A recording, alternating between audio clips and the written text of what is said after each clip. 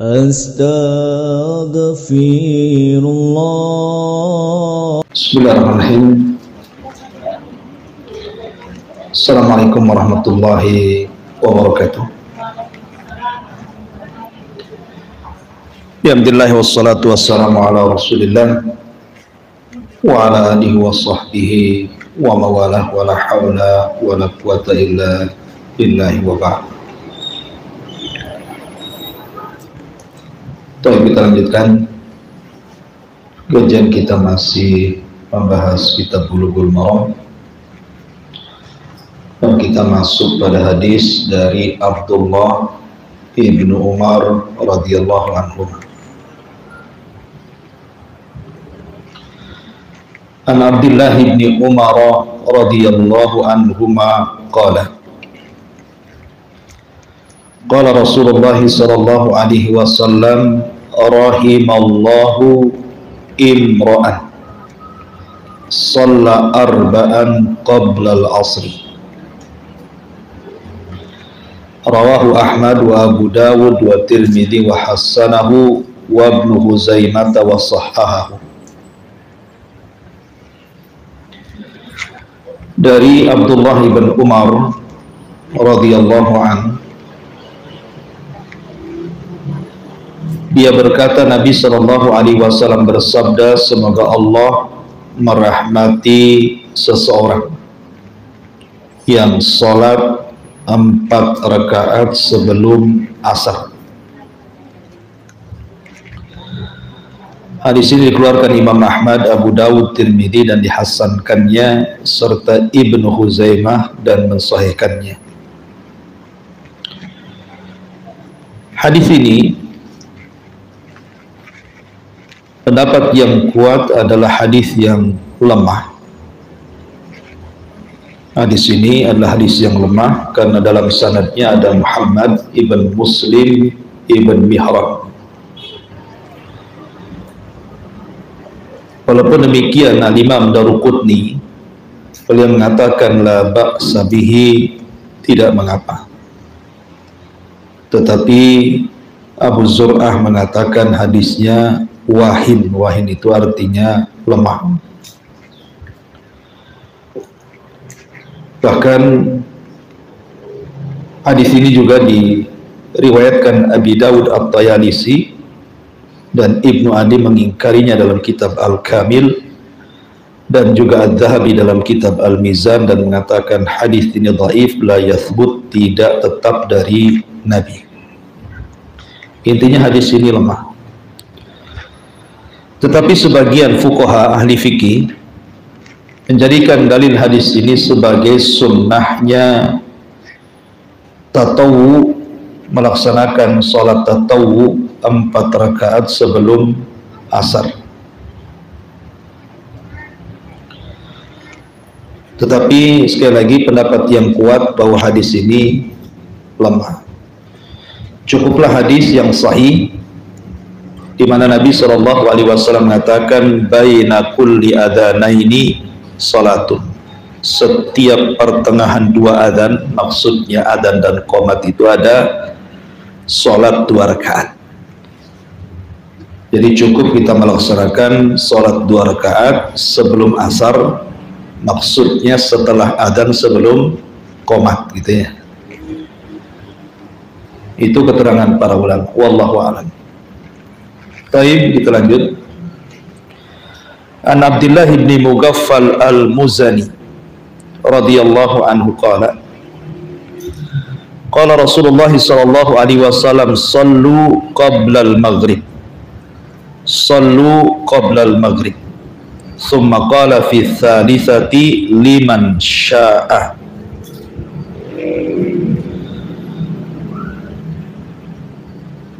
Kemudian karahiyata an yattakhidaha an-nas sunnatan, rawahul Bukhari. Dari Abdullah ibn Mughaffal al-Muzani, beliau mengatakan Rasul sallallahu alaihi wasallam bersabda, salatlah kalian salat sunnah sebelum maghrib. Salatlah kalian salat sunnah sebelum maghrib. Dan ucapan yang ketiga kata Rasul, bagi yang mau saja. Kenapa? Karena Rasul khawatir manusia menjadikannya sebagai sunnah yang tetap. Jadi ada kalimat bagi yang mau, dan hadis ini dikeluarkan Imam Bukhari. Dalam riwayat Ibnu Hibban, anna Nabiy sallallahu alaihi wasallam shalla qabla al-maghribi rak'ataini. Nabi salat sebelum maghrib 2 rakaat. Kemudian juga riwayat Muslim dari Anas, kunna nusalli rak'ataini ba'da ghurubisy syamsi wa kana an-nabiyyu sallallahu alaihi wasallam yarana falam ya'murna wa lam yanhana. Kata Anas bin Malik radhiyallahu an, kami dulu salat 2 rakaat sebelum terbenam matahari. Maksudnya setelah azan sebelum qomat gitu ya. Nabi melihat kita, tapi Nabi tidak menganjur dan tidak melarang. Nabi membiarkan gitu ya.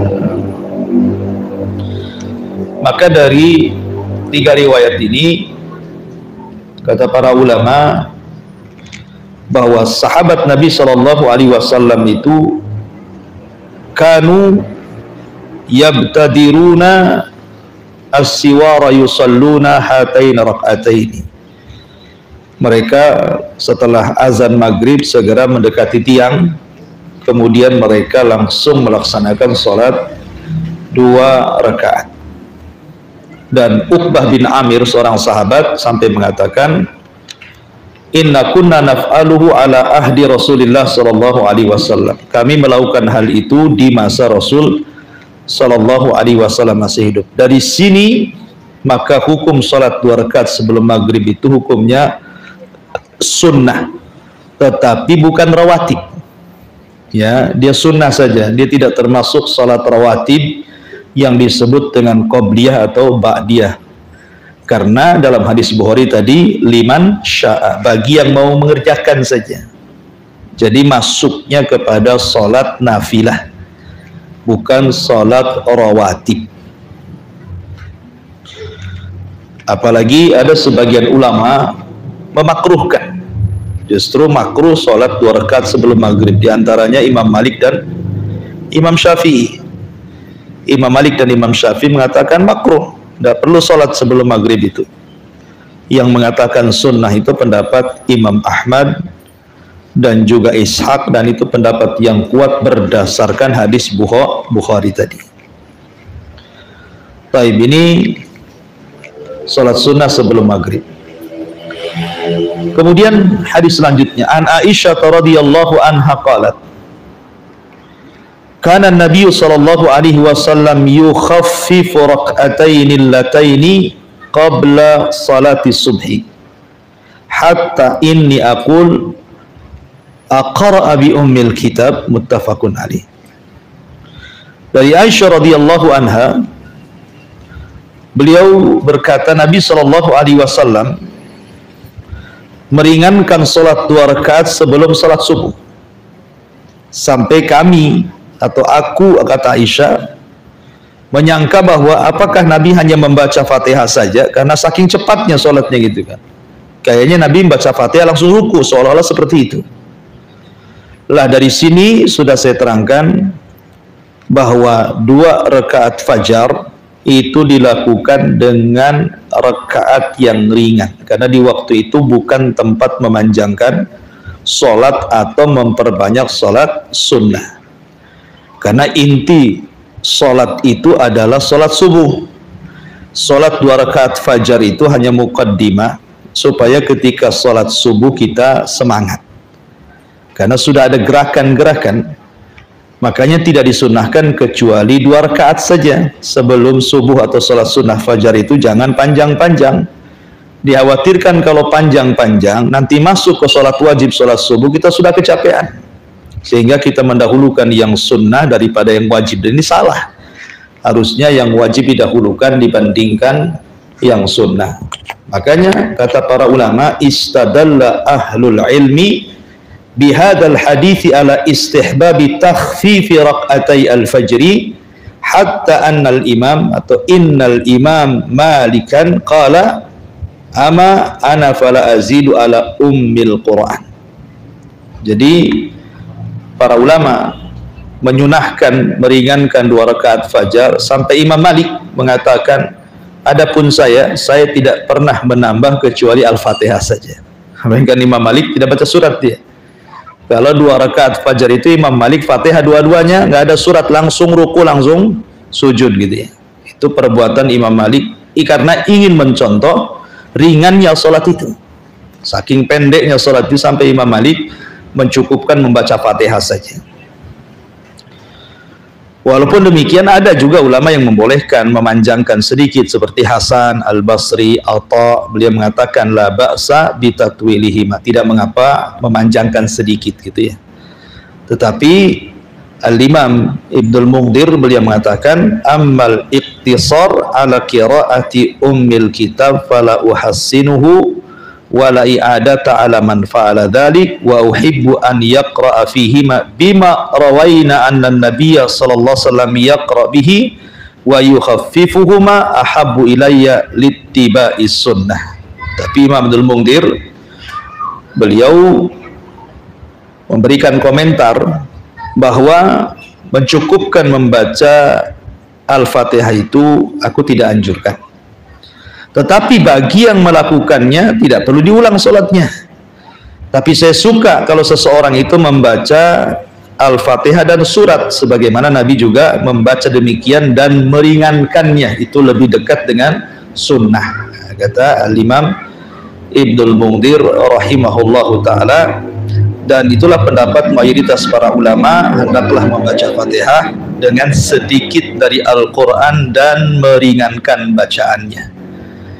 Jadi jangan sampai kemudian tidak sama sekali membaca surat, walaupun ada ulama yang melakukannya, saya katakan seperti Imam Malik tadi, ya kan? Baik. Dan pembahasan salat fajar sudah panjang lebar kemarin kita jelaskan. Ini hanya pengulangan saja. Kemudian juga an Abi Hurairah radhiyallahu anhu anna Nabiy sallallahu alaihi wasallam qara'a fi raq'atay al-fajri qul ya ayyuhal kafirun wa qul huwallahu ahad, rawahu Muslim. Dari Abi Hurairah radhiyallahu anhu, Nabi sallallahu alaihi wasallam membaca pada 2 rakaat fajar itu dengan qul ya ayyuhal kafirun pada rakaat pertama dan qul huwallahu ahad pada rakaat kedua. Dan ini surat yang disunnahkan dibaca. Karena qul ya ayyuhal kafirun dengan qul huwallahu itu makna isinya kurang lebih. Makanya dua surat itu disebut suratul Ikhlas. Ya, kalau disebut surah Al-Ikhlas itu berarti 2 surat. Pertama qul huwallahu ahad itu disebut suratul Ikhlas. Kemudian yang kedua qul ya ayyuhal kafirun juga disebut suratul Ikhlas gitu ya. Karena dua-duanya bicara tentang ubudiyah. Ya, ubudiyah kepada Allah subhanahu wa ta'ala, dan isinya sama, membantah keyakinan ahli kitab dan juga orang-orang musyrik soal peribadatan kepada Allah subhanahu wa ta'ala. Tetapi di sana ada hadis lain di mana Nabi sallallahu alaihi wasallam terkadang membaca surah Al-Baqarah ayat 136 rakaat pertama, qulu amanna billah wa ma unzila ilaina, akhir surah Al-Baqarah 136. Kemudian rakaat yang kedua biasa membaca Al-Imran 64, qul ya ahlal kitab ta'alau ila kalimatin sawa, ya. Ada riwayat seperti itu, membaca akhir Al-Baqarah 136, kemudian rakaat yang kedua Al-Imran 64. Itu berdasarkan riwayat Muslim dari sahabat Abdullah bin Abbas radhiyallahu anhu. Atau terkadang membaca Al-Imran 52, amana billah wa syad bi anna muslimun. Kadang-kadang Rasul membaca itu juga. Taib. Kemudian juga menunjukkan bahwa yang dibaca Nabi SAW itu tidak panjang, ya kan, ringan kan. Qul ya ayyuhal kafirun kan sebentar aja baca. Apalagi qul huwallahu, ya kan, itu sudah di luar kepala tuh, jadi cepat bacanya. Kemudian an Aisyah radhiyallahu anha qalat kana Nabi sallallahu alaihi wasallam idza shalla rak'atay al-fajr ittaja'a ala shikkil ayman shikkihil aymani rawahul Bukhari. Kata Aisyah radhiyallahu anha, Nabi SAW apabila salat 2 rakaat fajar, setelahnya sebelum menanti qomat, biasanya Rasul merebahkan badannya ke arah lambung sebelah kanan. Hadis ini dikeluarkan Imam Bukhari. Kemudian yang sama juga dari Abi Hurairah radhiyallahu anhu, dia mengatakan Rasul bersabda, "Idza shalla ahadukum rak'ataini qabla salati subhi falyattaji' ala jambihil ayman." Apabila salah seorang di antara kalian salat 2 rakaat sebelum subuh, maka merebahlah badan kalian di atas lambung sebelah kanan. Dari sini sering saya jelaskan ke ibu-ibu bahwa inilah waktu kedua Nabi SAW tidur. Ya, jadi ini disunnahkan bagi yang malamnya salat malam. Ya, karena apabila Nabi SAW mendengar suara adzan pertama dikumandangkan Bilal, adzan kedua dikumandangkan Abdullah ibn Umi Maktum, atau terkadang dibalik. Kadang Abdullah ibn Umi Maktum adzan pertama, kadang Bilal adzan kedua. Tapi kebanyakan Bilal itu adzan pertama. Berdasarkan hadis Rasul, apabila kalian mendengar adzan Bilal, makan minum sampai kalian mendengar adzannya Ibnu Umi Maktum. Maksudnya makan minum di sini silahkan sahur. Ya, masih ada kesempatan untuk sahur kalau masih mendengar adzannya Bilal. Karena adzan Bilal adzan pertama. Dan dari adzan pertama ke adzan kedua itu tidak lama, ya hanya sekitar 20 sampai 30 menit saja.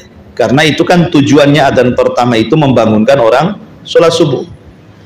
Dari sini kata para ulama bahwa akhir tidurnya seorang muslim itu adalah di adzan pertama.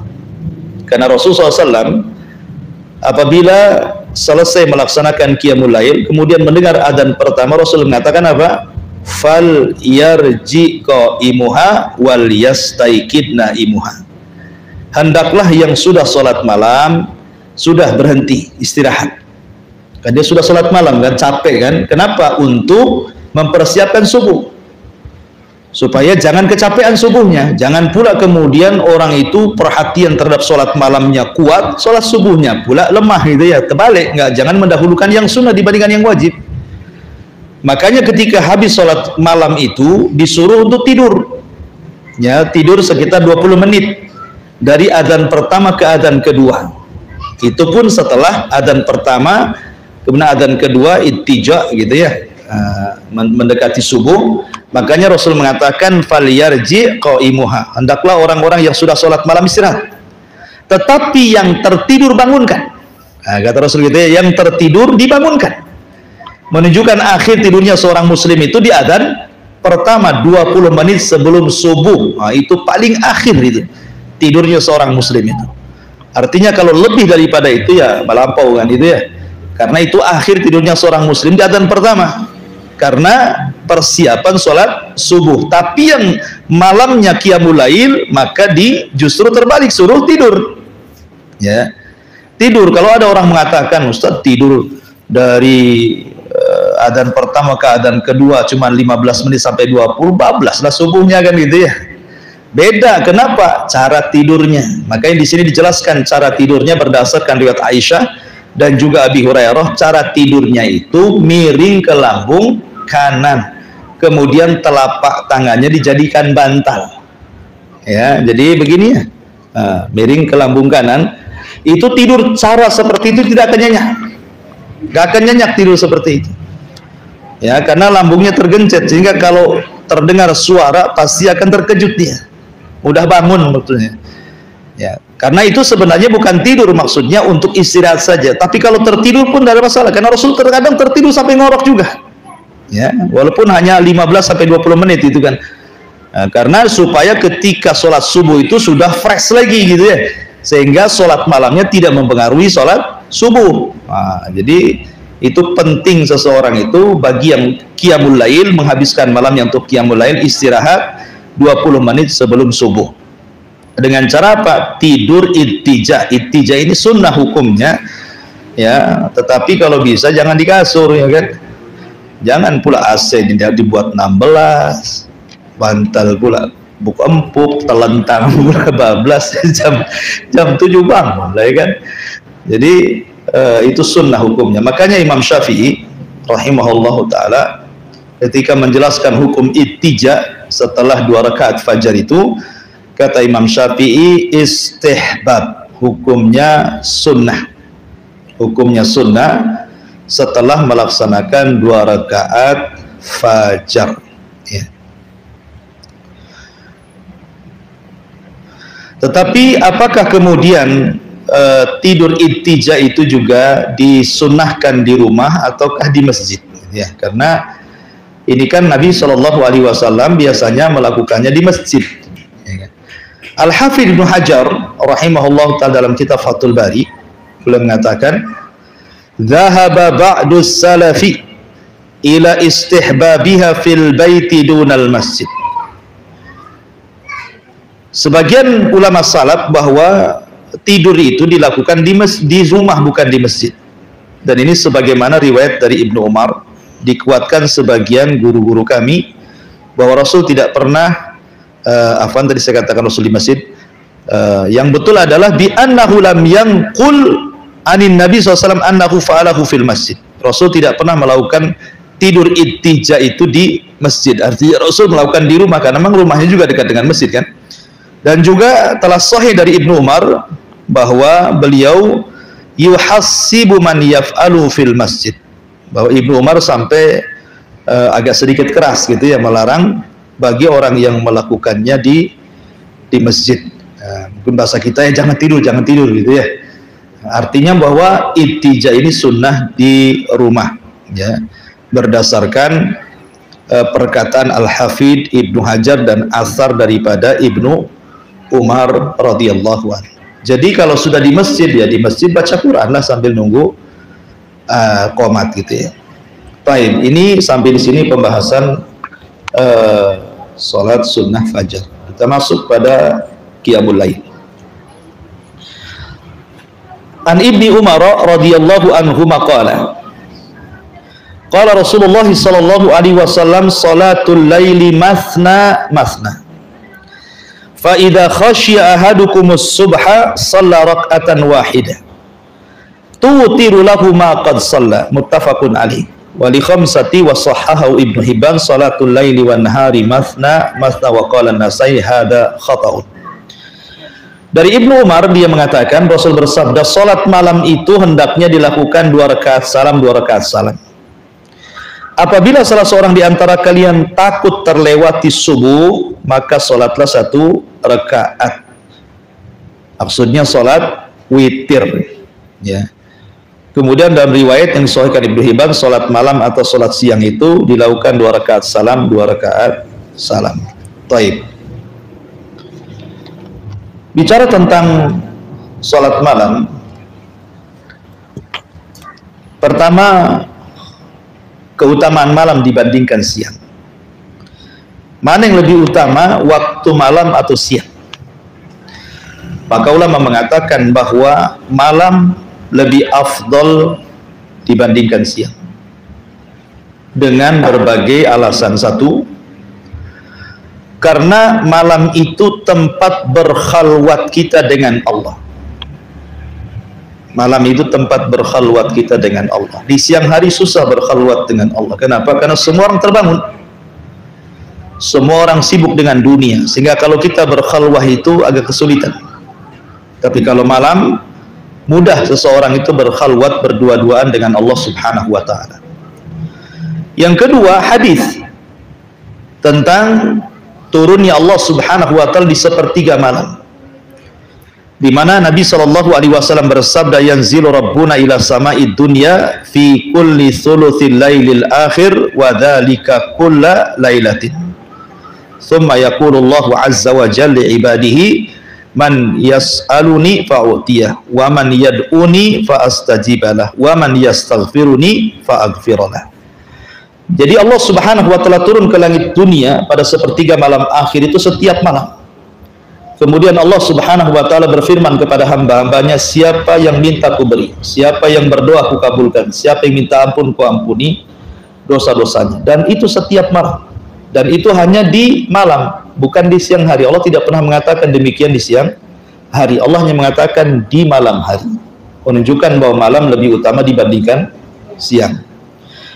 Kemudian juga dalil yang menunjukkan malam itu lebih utama dibandingkan siang adalah peristiwa Isra dan Mi'raj. Isra Mi'raj dilakukan bukan di siang hari, tapi di malam hari, selepas salat Isya.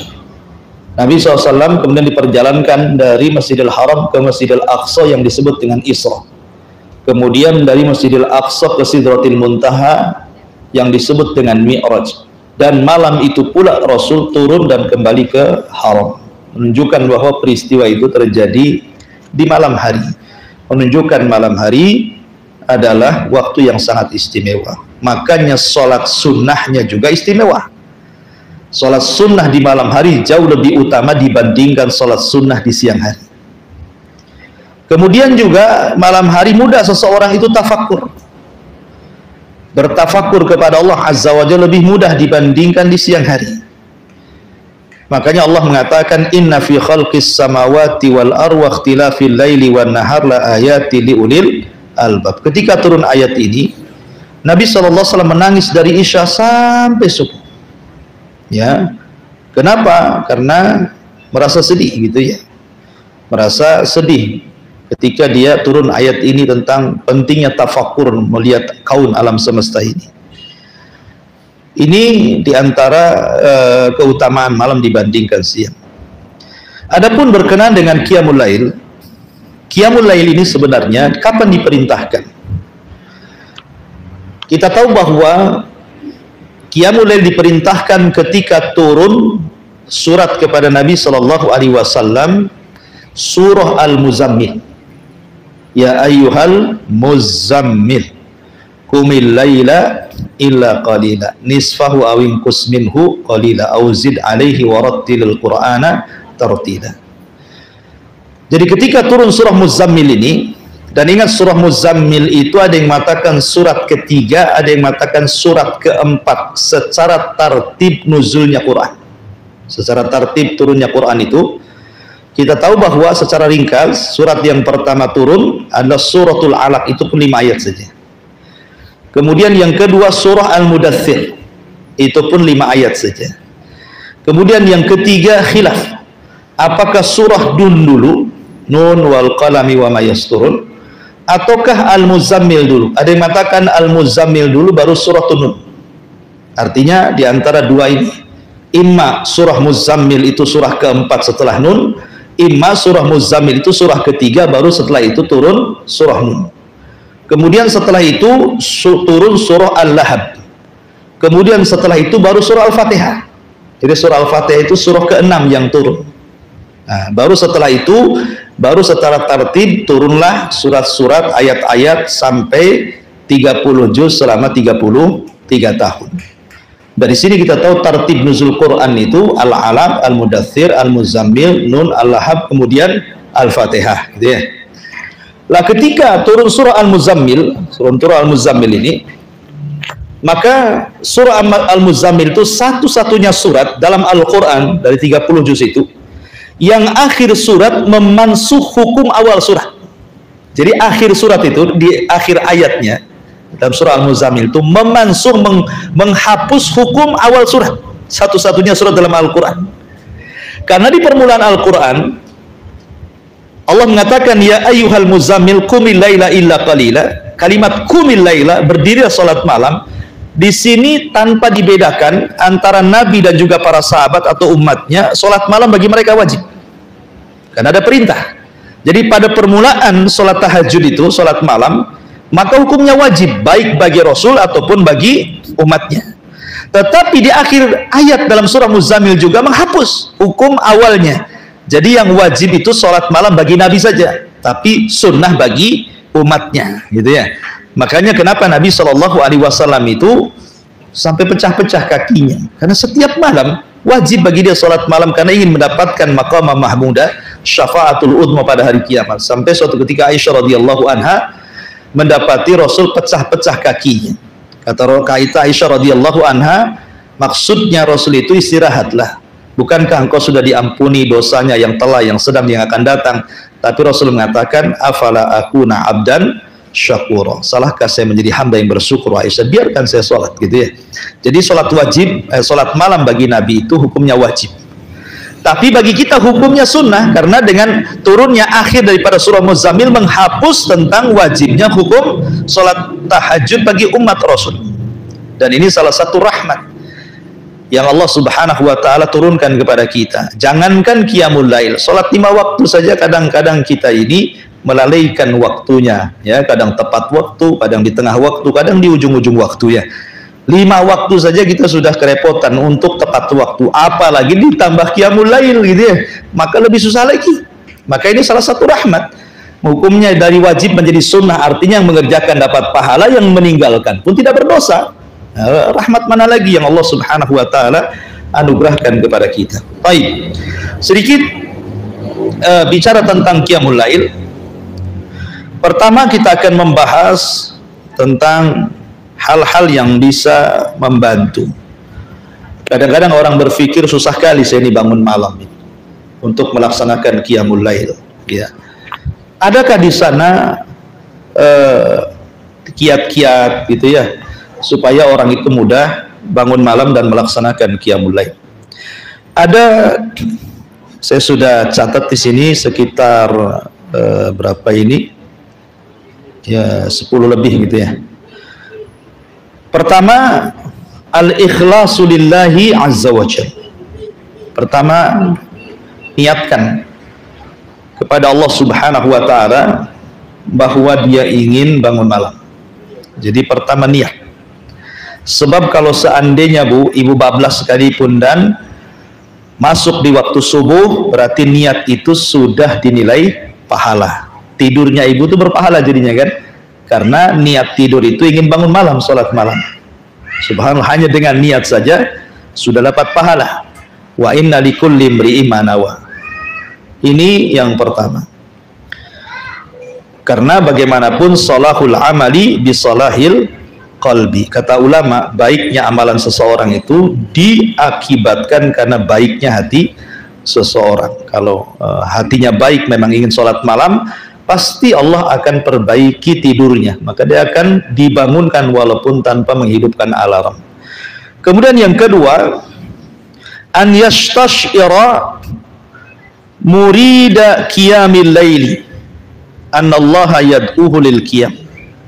Merasa bahwa dia terpanggil dengan perintah Allah, bahwa dia harus bangun, ya, ini undangan Allah.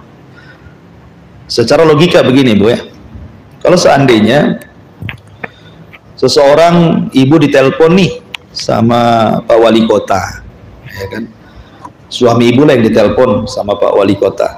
Pak Wali Kota datang dari Jakarta, datangnya itu jam 3 malam, ya, tolonglah jemput saya. Kira-kira ibu jemput nggak? Jemput, nggak mungkin jam 3 bangun jam 3, pasti jam 2 ibu udah bangun kan.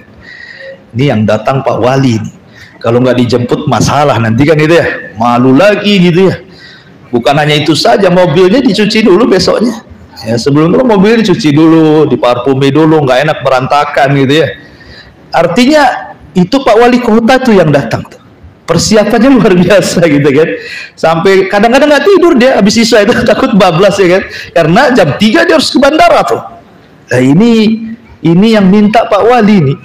Nah ini yang minta Allah Subhanahu wa ta'ala, yang menciptakan kita, yang memberikan nikmat kepada kita, ya, masa kemudian kita tidak merasa terundang? Nah itu logikanya seperti itu ya. Nah, artinya coba dalam niat itu kita ada undangan dari Allah nih, malam-malam harus bangkit dan bangun.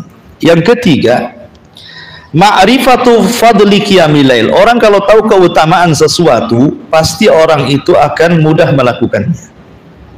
Seperti umpamanya ibu saya tawari pekerjaan di rumah saya, satu hari gajinya 1 juta, ya.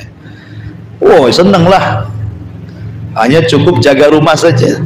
Tolong Bu, saya mau safar seminggu, tolong ibu tinggal di rumah saya gaji 1 hari 1 juta. Pasti semua akan berjubel di rumah. Saya aja Ustaz, 1 juta satu hari cuma nunggu rumah aja, gitu kan ya. Artinya bahwa dengan mengetahui keutamaan seseorang itu pasti akan suka gitu ya. Ini kalau kerjaan gaji besar pasti suka tuh. Yang biasa jam 8 datang itu jam 6 udah datang tuh. Gajinya gede gitu.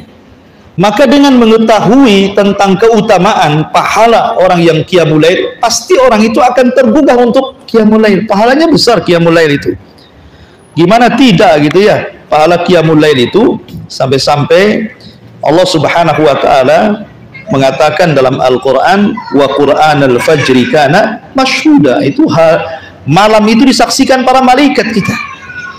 Dan dia doakan lagi oleh semua malaikatnya akan dosa-dosa kita gitu ya. Dengan cukup kita tegak qiyamul lail. Dan ingat bahwa qiyamul lail itu bukan terfokus kepada sholat malam saja. Qiyamul lail itu bukan terfokus pada sholat saja. Tapi qiyamul lail itu ada 6 perkara disebut qiyamul lail. Pertama, ibu bangun kemudian berzikir. Itu disebut qiyamul lail. Ibu bangun, ibu baca alhamdulillahilladzi ahyana ba'da ma amatana wa ilaihi nusyur. Ketika ibu berdoa di tengah malam bangun dari tidur, belum lagi sholat malam, doa saja berzikir itu sudah dianggap ibu sudah qiyamul lail. Yang kedua, berwudu. Ketika seseorang berwudu, maka ibu sudah melakukan qiyamul lail. Kemudian setelah berwudu, ibu melakukan zikir. Ya, zikir tasbih, tahmid, takbir, tahlil, itu qiyamul lail. Kemudian ditambah-tambah salat, maka itu juga termasuk qiyamul lail. Kemudian yang kelima, berdoa, maka itu termasuk qiyamul lail. Yang keenam, istighfar, perbanyak istighfar, itu juga qiyamul lail. Jadi 6 perkara ini disebut qiyamul lail. Walaupun ibu tidak salat malam, tapi ibu banyak istighfar, ibu sudah qiyamul lail. Gitu loh. Walaupun hanya berwudu, itu sudah qiyamul lail. Walaupun umpamanya ini terbangun, tahu-tahu pengen kencing malas sholat malam gitu ya, wudu saja, habis itu tidur lagi, itu sudah qiyamul lail itu. Walaupun tentu ya pahala akan berbeda-beda. Orang yang memborong semuanya tentu pahalanya lebih banyak kan gitu ya. Orang yang berzikir, kemudian berdoa, kemudian membaca doa sebelum tidur, kemudian wudu, kemudian sholat, istighfar, tentu akan lebih banyak pahalanya. Tetapi cukup namanya malas sholat malam, dibaca Quran saja, itu sudah qiyamul lail. Jadi qiyamul lail itu artinya menghidupkan malam. Itu qiyamul lail itu. Dengan ibadah kepada Allah, dan ibadah itu kan mencakup istighfar, baca Quran, berzikir, sholat, berwudu, itu semua ibadah. Jadi tidak harus menghususkan seseorang harus sholat malam gitu ya kan. Orang itu kan ada iqbal dan idbar. Hati seseorang itu terkadang ada iqbal. Iqbal itu artinya semangat. Idbar itu artinya futur. Kan tidak setiap malam kita semangat, kan mesti ada futurnya. Mungkin ibu malas karena mungkin 1 hari itu kerja keras sehingga malamnya malas bangun. Sudahlah cukup bangun malam, berwudu, baca Quran sebentar, tidur lagi gitu ya. Maka itu sudah qiyamul lail juga namanya. Jadi qiyamul lail tidak mesti dengan sholat, walaupun afdolnya tentu dengan sholat. Dan yang bisa menghilangkan ikatan setan 3. Ya, 1, berzikir setelah bangun tidur, alhamdulillahilladzi ahyana ba'da ma amatana wa ilaihi nusyur, maka hilang 1 ikatan. Kemudian yang kedua, berwudu, maka hilang 2 ikatan. Kemudian yang ketiga, sholat, hilang 3 ikatan. Karena setiap kita ini sebelum tidur, setan akan menguasai tengkuk kita, semua manusia ya. Setan akan datang kemudian mengikat tengkuk setiap hamba. Kenapa tengkuknya? Karena ubun-ubun itu tidak ada yang bisa menguasai kecuali Allah. Nasiyatin biyadi. Ubun-ubun itu berada di tangan Allah. Setan tidak bisa menguasai ubun-ubun orang. Maksudnya ubun-ubun itu depan. Ini ubun-ubun namanya. Setan tidak bisa menguasai otak depan. Setan itu hanya menguasai otak belakang. Lah otak belakang kita itu diikat sama setan 3 ikatan. 3 ikatan diikat. Sehingga ketika mendekati sepertiga malam, maka setan akan membisikkan di telinga kita, nim naumatan tawilah, tidurlah, tidurlah, malam masih panjang, tidur, tidur gitu ya. Sampai kemudian subuh 14 lah qiyamul lail. ya kan? Jadi disuruh tidur dikipas-kipas sama setan tuh ya. Tidur, ngapain bangun tidur katanya kan. Mimpi-mimpi yang indah. Jadi ketika itulah seseorang bisa susah untuk bangun kecuali orang yang dirahmati. Sebelumnya sudah ada niat bangun gitu ya. Kemudian dia terbangun. Kalau ingin hilang 3 ikatan ini, karena 3 ikatan ini menentukan hidup ibu di pagi hari. Ya, semangat tidaknya, hatinya baik dan tidaknya gitu ya. Itu ditentukan dengan 3 ikatan ini. Kalau kita bisa melepaskan 3 ikatan ini, pertama dengan berzikir setelah bangun tidur, hilanglah 1 ikatan, kemudian berwudu setelah tidur, hilanglah 2 ikatan, kemudian sholat walaupun hanya 1 rakaat witir, hilang 3 ikatan, maka paginya kata Rasul, orang ini akan baik hatinya dan akan semangat hidup. Dan orang ini akan diberikan kesehatan yang tidak diberikan kepada orang yang tidak pernah melakukan qiyamul lail. Jadi menentukan bangunnya tuh. Ya, jadi dari sini menunjukkan bahwa 3 perkara ini yang bisa menentukan hilangnya 3 ikatan. Tapi kalau seandainya ingin qiyamul lail saja, membaca Quran gitu ya, ya itu juga termasuk qiyamul lail. Kemudian di antara hal-hal yang bisa membantu qiyamul lail adalah an-nadharu fi halis salafis salihin. Lihatlah kondisi para salafun saleh. Sampai Abu Hanifah rahimahullahu taala itu disebut al-watad. Ya, al-watad. Watad itu seperti pasak yang ditancap. Ibu kalau buat tenda kan ada pasaknya itu. Ya, pasak. Jadi Abu Hanifah itu saking khusyuknya sholat, tidak bergerak gitu ya, itu seperti pasak yang ditancap Abu Hanifah. Dan kita tahu Abu Hanifah itu satu di antara 4 ulama yang pernah menghatamkan 1 Al-Quran dalam 1 rakaat witir.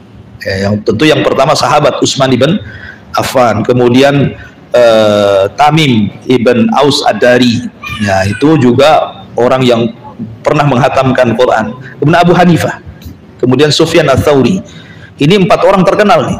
Perhatian mereka kepada Quran luar biasa. Maksudnya ketika sholat luar biasa. Perhatian mereka kepada Quran dalam sholat. Utsman bin Affan, Tamim ibn Aus Ad-Dari, Abu Hanifah dan Sufyan Ats-Tsauri ini luar biasa. Mereka pernah menghatamkan Al-Quran dalam 1 rakaat witir. Kemudian juga yang nomor 5, an-naumu ala al-janibil aiman, tidur mengarah ke samping kanan karena itu mudah bangun.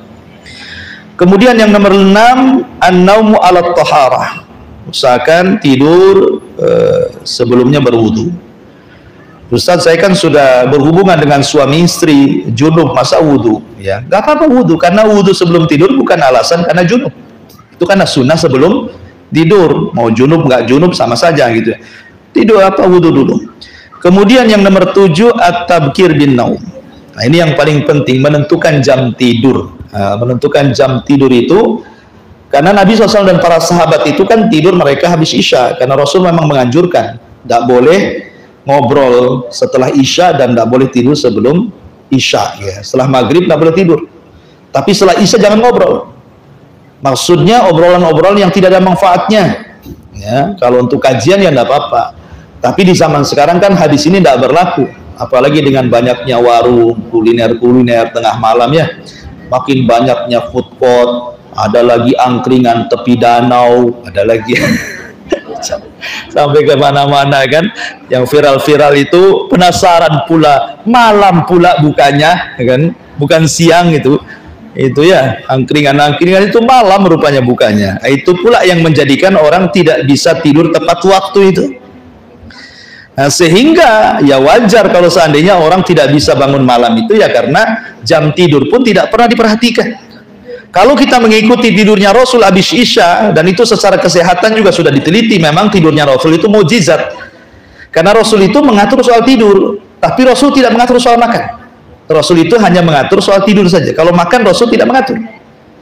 Walaupun dijelaskan Rasul itu makan itu biasanya makan itu paling akhir sebelum maghrib. Kecuali lagi puasa, maka Rasul makan setelah maghrib gitu ya. Tapi kan Rasul tidak menganjurkan, ya maksudnya perbuatan Rasul seperti itu. Kalau pagi kurma 7 butir sarapannya, kemudian siang baru makan berat, kemudian sore juga makan berat tetapi sebelum maghrib. Kalau tidak puasa, kalau puasa setelah maghrib. Tapi kan tidak dianjurkan. Lain dengan tidur. Ya, Rasul itu menganjurkan sekali tidur itu dalam bentuk perintah lagi. Seperti umpamanya tidur siang. Rasul memerintahkan kilu fa inna syaitan la yakil. Tidurlah siang karena setan tidak pernah tidur siang, itu kan dianjurkan. Kemudian Rasul memakruhkan bicara setelah Isya, artinya sangat dicintai tidur setelah Isya gitu ya. Kemudian juga Rasul membiasakan ittija sebelum subuh. Nah itu kalau tidur memang Rasul menganjurkan. Kenapa? Karena di balik tidur itu ada mukjizat Nabi. Ya salah satunya mungkin kesehatan tadi. Maka yang nomor 7 at-tabkir bin naum, ya melihat jam waktu tidur itu menentukan bangun malam. Kemudian juga yang nomor 8 al-muhafadatu 'alal adhkari syar'iyyati qabla naum. Berusaha untuk menjaga zikir-zikir syar'i sebelum tidur, terutama surat-surat perlindungan jangan lupa dibaca. Qul a'udzu birabbin nas, qul a'udzu birabbil falaq, qul huwallahu ahad, ayat kursi, kemudian diusap dari kepala sampai kaki dan itu dilakukan 3 kali. Karena itu bisa menghindari dari mimpi-mimpi syaitan, mimpi-mimpi buruk dari syaitan. Kemudian yang nomor 9 al-harsu ala naumati al-kailulati bin nahar. Upayakan tidur siang karena dengan tidur siang itu akan memudahkan bangun malam. Tidur siang itu tidak harus berjam-jam. Namanya kailulah itu kan 15 sampai 20 menit saja dan itu pun tidak harus nyenyak. Ya. Tidur kailulah itu kan sekitar sebelum zuhur, jam-jam segini nih. Ya, jam-jam segini disebut kailulah ini. Harusnya ibu tidur, ngapain tak ngaji sini? Artinya bukan tidur kailulah itu hanya untuk direbahkan saja. Jadi ibu capek nih aktivitas di rumah, nyapu, ngepel, masak, nyuci apa semua kan. Sebelum tidur direbahkan itu maksudnya. Direbahkan supaya malamnya mudah bangun gitu. Kemudian juga yang nomor 10 istinabu kathratil akli wasyurbi. Nah, ini jauhi memperbanyak makan dan minum. Padahal ini di siang hari, kita ini makan minumnya di malam hari pun gimana mau bangun gitu ya. Maksudnya jangan terlalu kenyang di siangnya, malamnya mudah tidur. Ini di malam hari dikenyangkan gitu ya. Makanya siangnya yang tidak tidur, malamnya nyenyak tidur gitu. Nah, kemudian juga yang nomor 11 mujahadatun nafsi anil qiyam. Ya, berusaha untuk sungguh-sungguh bangun walaupun ya ada upaya lah. Sekarang kan enak punya ada alarm yang bunyinya kencang sekali, beli. Kalau memang dengan itu kita bisa bangun. Ya, karena wasilah yang mubah itu jadi ibadah kalau digunakan untuk ibadah. Ibu beli alarm itu kan mubah saja, tapi kalau untuk membangunkan qiyamul lail jadi sunnah tuh. Jadi berpahala gitu, perkara mubah jadi pahala karena untuk sebuah pahala. Kemudian juga istinabudz dzunubi wal ma'asi. Upayakan jauhi dosa dan maksiat di siang hari karena itu yang melemahkan di malam hari untuk bangun malam. Ya. Termasuk juga ingat muhasabatun nafsi wa taubihuha ala tarkil qiyam. Introspeksi diri dan buruknya orang itu kalau tidak pernah bangun malam. Wallahu alam, ini hal-hal yang bisa membantu orang untuk bangun malam. Kemudian adapun tentang keutamaan salat malam sendiri, satu, salat malam ini termasuk sifat-sifatnya hamba Allah Ar-Rahman. Sebagaimana Allah mengatakan dalam Al-Quran, wa ibadur rahman alladzina yamshuna 'alal ardi haunan wa idza khatabahumul jahiluna qalu salama walladzina yabituna li rabbihim sujjadan wa qiyama. Jadi sifat-sifat hamba-hamba Allah yang Rahman adalah orang walladzina yabituna li rabbihim, orang yang di malam hari dia bangun sujud dan berdiri menghadap Rabb Allah. Kemudian yang kedua, di antara keutamaan qiyamul lail adalah memperoleh manzilatul aliyah, tempat yang sangat tinggi, di mana dalam sebuah hadis Allah Subhanahu wa taala akan menyediakan satu ghuraf. Ghuraf itu kamar. Kamar itu terbuat dari kaca jernih, di mana yang dari dalam bisa melihat keluar, yang dari luar bisa melihat ke dalam. Dan kamar itu berada di ketinggian sorga. Jadi istana di bawah, kamar itu di atas. Dan tabiat manusia di dunia pasti ingin meninggikan rumah kan, meningkat jadi 2 lantai, 3 lantai kan. Alasannya apa? Lebih enak, lebih bisa memandang, melihat gitu ya. Lah tahu Allah Subhanahu wa taala tabiat manusia di dunia itu kesukaannya seperti itu. Karena bagaimanapun sorga itu kan miniatur dunia. Ya, ke apa yang dikehendaki manusia di dunia itu di sorga Allah capaikan, gitu ya. Jadi orang-orang yang nggak kecapai di dunia, kapan saya beli apartemen Habibie yang lantai akhir itu kan, paling atas gitu kan.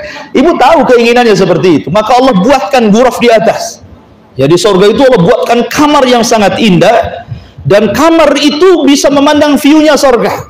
Makanya kenapa yang namanya sebuah villa itu ya, yang di puncak-puncak itu mahar harganya, bukan harga bangunannya. Kadang harga bangunannya tidak sampai 500 juta gitu ya. Kenapa harganya sampai MM-an ya? Itu karena view-nya saja sebenarnya yang buat mahal tuh. Jadi hati manusia itu memang pengen seperti itu. Maka Allah Subhanahu wa taala kabulkan di akhirat. Dibuatnya sebuah kamar yang indah yang disebut dengan ghuraf. Nah, ketika sahabat bertanya, Rasul, ghuraf itu untuk siapa? Apakah untuk para nabi? Kata Rasul, bukan. Ghuraf itu, kata Nabi SAW, bukan untuk para nabi, tetapi orang yang atobal kalam. Pertama, orang yang santun cara bicaranya. Wa ada masyam, orang yang suka berpuasa sunnah. Wa it'amat ta'am, orang yang suka kasih sedekah makan fuqara wal masakin. Wassalatul laili wan nasu niyam, dan juga untuk orang yang senantiasa sholat malam di tengah-tengah manusia sedang tidur. Nah, jadi ghuraf itu diberikan kepada orang yang qiyamul lail. Makanya di sini di antara keutamaan salat malam itu mendapatkan keutamaan yang tinggi di hadapan Allah kelak di surga yang penuh dengan kenikmatan. Kemudian yang nomor 3, ijabatud doa. Tadi sudah saya sebutkan hadisnya bahwa di sepertiga malam itu Allah turun ke langit dunia dan menawarkan kekuasaannya, menawarkan kekayaannya, menawarkan ampunannya.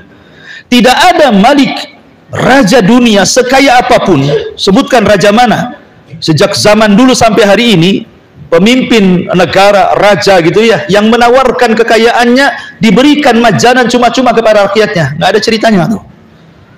Nah, pamannya presiden kita nih menawarkan kekayaannya, siapa yang miskin datang ke rumah gitu ya, ambil beras tiap hari. Nggak ada ceritanya itu. Ya paling kalaupun ngasih pakai anggaran gitu ya, bukan pakai uang pribadi. Kalau pakai uang pribadi ya sekali-kali lah ya. Tetapi kalau setiap hari, apa nggak bankrupt gitu ya, ngasih beras orang miskin setiap hari pakai kekayaan dia, walaupun dia presiden, walaupun orang kaya pun pasti bankrupt ya. Kecuali orang yang yakin akan yang diganti oleh Allah Subhanahu wa taala. Ini pengalaman saya waktu di Yaman, pengalaman Masya Allah. Ada orang kaya di Yaman itu, di Taiz, daerah Taiz itu.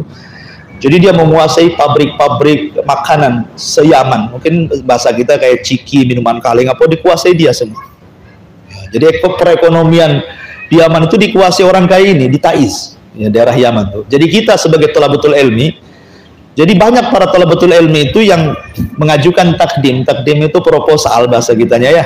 Datang ke orang kaya ini, kemudian nanti cukup dikasih tanda tangan. Nanti diambil uangnya itu di bank tadamun namanya. Dan setiap hari yang minta itu, karena saya pengalaman ke sana juga masalah ini. Waktu itu dengan Ustaz Aswa, dengan beberapa asatidz di sinilah ke sana, pengen tahu sebenarnya kan, kok ada orang sedermawan itu. Rupanya ketika kita datang dan meminta kepada dia itu hanya diperbolehkan saat dia habis qiyamul lail. Karena orangnya hafal Quran. Sudah kaya hafal Quran, ya. Jadi nunggu dia sholat malam dulu gitu. Jadi orang tuh udah antri itu ratusan orang, setiap hari ratusan orang. Dan paling sedikit, bukan kayak kita ngasih 20.000, enggak gitu. Jadi sekali ngasih itu 2 juta, 3 juta, 5 juta sesuai dengan kebutuhannya. Bayangkan kalilah berapa ratus orang setiap malam. Setiap malam tuh kita bawa surat gitu kan, nunggu dia qiyamul lail. Habis qiyamul lail dia langsung duduk baca Quran, disimak sama orang-orang. Nah, selesai kira-kira sekitar 1 jam sebelum subuh, mulailah orang-orang datang ngantri ngasih kertas jadi tanda tangan. Nanti ngambil uangnya di bank tadamun, bank dia. Setiap hari. Ya, saya belum pernah selama seumur hidup saya itu orang yang paling dermawan kecuali orang itu. Sudah hafal Quran, orangnya pun sederhana. Kalau minta pun nunggu dia sholat malam dulu, habis itu didengarkan Al-Quran baru minta. Baru tanda tangan. Itu yang saya dapat ya di Yaman, orang kayak gini. Allahu alam ya, masih hidup atau sudah meninggal, sudah tua orangnya. Ya, tapi luar biasa gitu ya. Tetapi walaupun sedermawan manusia tidak bisa menyaingi Allah Subhanahu wa taala. Allah setiap sepertiga malam mengatakan, siapa yang berdoa aku kabulkan, siapa yang minta aku kasih, siapa yang minta ampun aku kasih ampunannya. Dan itu salah satu fadilah Qiyamul Lail. Kemudian yang nomor 4 di antara fadilah Qiyamul Lail adalah bab min abwabil khair, bahwa itu pintu dari pintu-pintu kebaikan, wa dalilun ala syukrillahi ala ni'amihi, dan itu dalil kita mensyukuri nikmat Allah. Nikmat Allah sudah banyak Allah berikan kepada kita, maka sebagai imbalannya maka Allah tidak menuntut apa-apa, hanya kita disuruh bangun sholat malam. Kemudian yang terakhir, yang kelima, bahwa sholat malam seafdol-afdolnya sholat sunnah dari sholat-sholat sunnah selain daripada di malam hari, artinya Qiyamul Lail. Wallahu a'lam. Banyak fadilah-fadilah yang berkaitan dengan sholat malam, dibaca sendiri dan cari sendiri. Ini diantara ringkasannya saja. Baik, sampai di sini kita buka tanya jawab dulu. Silahkan.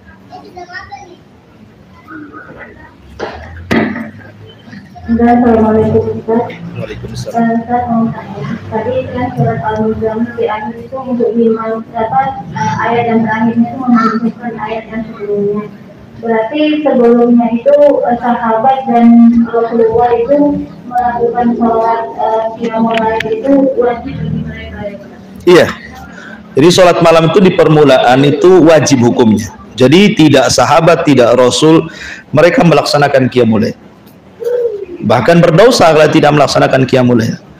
Tetapi karena melihat memang ketidaksanggupan para sahabat, maka kemudian Allah Subhanahu wa taala menurunkan akhir surah Al-Muzammil memansuh, yang memansuh tentang hukum wajibnya Qiyamul Lail. Dan itu salah satu rahmat kasih sayang Allah kepada kita. Sama lah ketika Rasul salat puasa wisol. Rasul kan puasa wisol. Wisol itu artinya dari sahur ke sahur. Sahurnya di waktu sahur, bukannya di waktu sahur, itu namanya wisol. Sahabat pada awalnya mengikuti cara Nabi berpuasa wisol itu, tapi melihat sahabat akhirnya sampai ada yang pingsan-pingsan gitu ya, maka Rasulullah SAW kemudian menasihati agar jangan mengikutinya. Alasannya, aku diberikan makan dan minum oleh Allah, kalian diberikan minum sama siapa gitu kan? Aku kuatkan Allah yang memperkuat diriku. Maka akhirnya sahabat pun tidak lagi mengikuti wisolnya Nabi gitu ya. Jadi ada perkara-perkara yang tadinya berlaku kepada para sahabat, tapi Allah tidak akan membebani sebuah syariat kecuali sesuatu yang mampu dilakukan hambanya. Nah, salah satunya Qiyamul Lail. Ya, jangankan itu sholat 5 waktu saja, Musa alaihi salatu wassalam sudah memprediksi umatmu tidak akan sanggup. Kan Musa mengatakan seperti itu. Ketika syariat sholat 5 waktu, kata Rasul, Allah mensyariatkan bagi umatku sholat 5 waktu. Kata Musa, naik lagi. Umatku tidak akan mampu. Tetapi alasan Rasul, fastahyaitu rabbi, aku sudah malu. Udahlah, nggak apa-apa, 5 waktu saja itu sama dengan 50 waktu. Artinya perkataan Musa menjadi sebuah kenyataan kan. Umat Islam banyak yang nggak mampu kecuali orang yang dirahmati. Makanya kenapa Allah mengatakan, wa innaha lakabiratun illa alal khashiin. Salat 5 waktu itu berat kecuali bagi yang khusyuk gitu ya, ringan bagi mereka. Tapi Allah mengatakan wa innaha lakabirah, asalnya berat salat itu. Kecuali orang-orang yang khusyuk maka ringan bagi mereka. Intinya bahwa salat malam itu wajib di awal, kemudian menjadi sunnah di akhir, tetapi bagi umatnya Rasul tetap wajib. Ya, wallahu a'lam.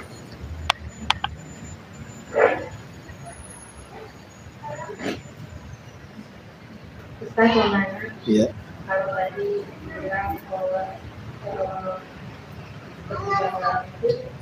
Allah akan mengabulkan permintaan sebanyak, bagaimana orang yang mulai nanti dia masuk dirinya apa yang dia minta belum dikabulkan. Ya, alhamdulillah.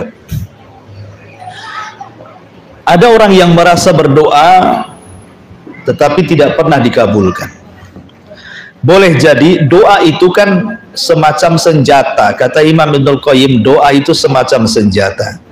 Senjata itu terkadang dia tajam, tetapi yang memainkannya tidak pandai. Maka percuma. Orang tidak pandai mana, ya meleset-meleset terus. Walaupun panahnya yang bagus, busurnya yang bagus. Ya. Ataupun mungkin orang yang memanah nih handal hebat, tapi busurnya dari tusuk gigi ya kan. Gimana mau dimainkan gitu kan? Artinya doa itu dari dua arah. Ya, dari dua arah, maksudnya senjatanya tajam, yang memainkan pun handal. Baru akan kena tuh sabetannya. Maka orang yang berdoanya pun harus baik, menghindari makanan yang haram salah satunya kan. Kemudian tidak berdoa perbuatan dosa, memutus silaturahim, termasuk harus berhusnudzon, kuat yakin dengan Allah akan mengabulkan. Karena ada orang berdoa tidak yakin, ya. Kemudian juga diantaranya jangan tergesa-gesa dengan mengatakan da'autu falam yastajibli, aku sudah terus berdoa kok nggak dikabulkan. Justru nggak dikabulkan kalau dia ngomong begitu gitu ya. Jadi itu syarat-syarat terus. Kemudian doa dan waktu-waktunya itu juga diperlukan.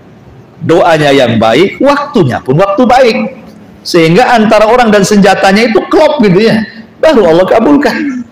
Tetapi ingat, semua doa itu pasti Allah kabulkan. Nggak ada doa yang tidak Allah kabulkan. Cuman pengabulannya itu kan terbagi menjadi 3. Ada yang cash kontan, kita minta langsung dikabulkan. Ada yang kemudian ditangguhkan untuk mengangkat derajat dia di sorga. Ada yang dikabulkan dengan cara yang lain. Allah tidak memberikan permintaan, tetapi Allah menjauhkan dari bahaya. Contoh umpamanya, dia susah, doanya, ya Allah luaskan rizki saya, luaskan rizki saya. Tetap saja nyewa rumahnya. Bukan berarti Allah tidak mengabulkan. Boleh jadi pengabulannya nggak seperti itu, tapi pengabulannya mungkin orang ini jarang kena sakit, gitu kan? Sebab kalau seandainya dia sakit, kemudian permintaannya dikasih, percuma, karena nanti untuk biaya sakitnya sudah habis. Nah, gitu maksudnya, diberikan kesehatan, ketenangan, pengabulannya dengan cara yang lain. Ya, tidak mesti harus apa yang kita minta. Boleh jadi ada sesuatu yang jauh lebih baik pengabulannya dibandingkan yang kita minta. Nah, itu kadang-kadang kita suudzon saja sama Allah. Dengan diberikan kesehatan, dengan kita berdoa, kita minta uang 100 juta. Tetapi Allah Subhanahu wa ta'ala kemudian habis itu dikasihkan musibah bagi kita. Sakit, kanker, operasi lebih dari 100, habislah itu duit kan itu. Tetapi dengan diberikan kesehatan, walaupun tidak diberikan uang, itu lebih besar. Kenapa? Tidak merasakan sakit, tidak merasakan operasi, tidak merasakan tegang, tidak merasakan bingung mau mati atau nggak mati gitu kan. Artinya bahwa kenikmatan jauh lebih besar. Jadi begitu cara pengabulannya. Tapi tidak ada doa yang tidak dikabulkan. Orang kafir saja dikabulkan. Iblis lo berdoa dikabulkan. Ya Allah, tangguhkan usiaku sampai hari kiamat. Itu doa bukan? Doa. Dikabulkan tidak? Dikabulkan. Iblis lo dikabulkan. Apalagi kita bukan iblis. Ya, kalau iblis saja doa dikabulkan, bagi manusia. Ya, apalagi kita orang yang beriman, orang Islam. Tetapi ya tadi harus melihat bahwa ada hikmah-hikmah kenapa tidak lekas dikabulkan itu. Ada hikmah-hikmahnya. Kita harus mencari di sekitar kita. Wallahu a'lam. Bismillah, Assalamualaikum warahmatullahi wabarakatuh. Waalaikumsalam. Ustaz, menanggapi tentang tidur di pijak, tapi Ustaz, mana yang lebih utama setelah kita melakukan sholat fajar itu kita beristighfar minta ampun atau kita melakukan sunat tidur di pijak itu? Lihat kondisi ibu. Ibu ini kalau sholatnya, umpamanya bangun separuh malam. Rasul itu kan sifat sholatnya 2 waktu. Pertama Rasul tidur separuh malam, kemudian dia qiyamul lail separuh malam. Atau Rasul tidurnya 2/3 malam, kemudian 1/3 malamnya beliau bangun. Dan itu disyaratkan dalam surah Muzammil, nisfahu, separuh malam. Rasul tidur, separuhnya Rasul qiyamul lail. Au zid alai, atau Rasul menambah tidurnya sedikit, dari separuh menjadi 2/3. Nah, kemudian 1/3-nya bangun, gitu ya. Nah, kalau kita lelah, namanya orang sholat malam separuh malam 1 jam berdiri kan lelah bu ya kan. Jangan sampai kemudian kelelahan ini mempengaruhi sholat subuh. Ya jangan sampai. Jangan alasan ngantuk sholat subuh gara-gara qiyamul lail. Mendingan ndak qiyamul lail daripada kemudian sholat subuhnya terlantar. Perhatikan sholat subuh, tetap sholat subuh itu sholat wajib masalahnya. Qiyamul lail sholat sunnah. Ya. Jangan berarti kemudian utamanya banyak, seolah-olah qiyamul lebih hebat dibandingkan subuh, salah. Ya, jadi jangan mengganggu. Nah, makanya kenapa disuruh istirahat itu kan, supaya subuhnya itu fresh lagi, bangkit lagi gitu ya, nggak capek lagi kakinya. Kalau kita sudah capek berdiri, habis itu duduk lagi, pinggang kena gitu kan, sholat subuh udah doyong-doyong tuh sholatnya. Ya, akhirnya kul huwallah yang dibaca. Sholat malamnya Al-Baqarah, subuhnya pula kul huwallah. Padahal Rasul tidak pernah kurang membaca dari 100 ayat sholat subuh itu. Ustaz, saya tidak hafal Al-Baqarah. Kalau saya 100 ayat saya hafalnya hanya kul ya ayyuhal kafirun kul huwallah. Ya sudah, baca semua. Rakaat pertama kul huwallah, nyambung kul a'udzu birabbin nas, nyambung kul a'udzu birabbil falaq, nyambung gitu kan, diperpanjang. Ya. Atau diulang-ulang nggak apa-apa. Ya, kalau ingin panjang gitu karena hafalan saya terbatas. Ya sudah, di mana surat yang dihafal itulah. Kul huwallah selesai, nyambung. Nah. Gimana? 100 ayat. Paling sedikit Rasul itu 100 ayat. Tetapi itu kalau kita mau mengikuti sunnah Nabi, mau diperpanjang, itu kuat kita kan, lagi semangat gitu ya. Apalagi kalau memang hafal Al-Baqarah, Ali Imran, An-Nisa, ya luar biasa gitu. Tapi kalau yang hafalnya, dan saya nggak yakin itu hafal, cuman surat-surat pendek aja lah, dari Alam Yakunil ke bawah lah kan itu ya. Lam Yakunil ke bawah, Lam Yakun aja udah panjang tuh. Ya, kayak panjang kalau kita jadi makmum. Kapan rukunya Lam Yakunil? Karena terbiasa yang pendek yang dibaca. Wallahu a'lam. Ustaz, ini ada satu pertanyaan titipan. Begini, ada yang bertanya, kan tadi disebutkan kiat-kiat bangun malam. Nah, salah satunya wudhu sebelum tidur. Nah, ada kadang-kadang beliau ini sudah berwudhu, tapi dia kentut lagi, gitu, wudhu kentut lagi. Jadi bagaimana itu, Ustaz? Kentutan orangnya. Iya, alhamdulillah. Ya ini kayak orang beser ya, orang beser gitu kan. Wallahu alam, kalau kayak orang kencing-kencingan gitu kan, maka sebagian para ulama kan katanya menggunakan pempes gitu ya. Yang jelas jangan sampai bocor. Ya, sebab kalau bocor berarti bisa batal gitu. Seperti orang di rumah sakit pakai kateter itu kan. Selama tidak bocor, maka ketika sholat tidak ada masalah. Tapi kalau sampai bocor ya sama dengan kencing namanya. Karena memang kondisinya darurah, ad-daruratu tubihul mahdurat. Orang yang sering kentut terus gitu kan, ya. Kalau memang terjadinya terlampau dekat waktunya, tapi kan masa kentut terus 24 jam? Ada ya? Hah? Oh, pas tidur saja. Ya enggak masalah. Enggak, yang penting wudu. Nah, sekarang orang yang junub. Orang junub itu kan hadas besar. Lalu apa fungsinya wudu? Wudu kan menghilangkan hadas kecil. Junub ini hadas besar lagi. Tetap aja wudu kan gitu ya. Karena intinya bukan menghilangkan hadas. Sunnah sebelum tidur. Sunnah sebelum tidur wudu itu. Ya wudu saja, dan itu sunnah hukumnya. Soal nanti kentut ya tidak ada masalah. Yang penting kan sudah wudu dia. Nah, kalau habis wudu kemudian kentut, wudu lagi kentut, kapan tidurnya? Kasih kentut wudu aja kan gitu. Nah, enggak satu kali saja.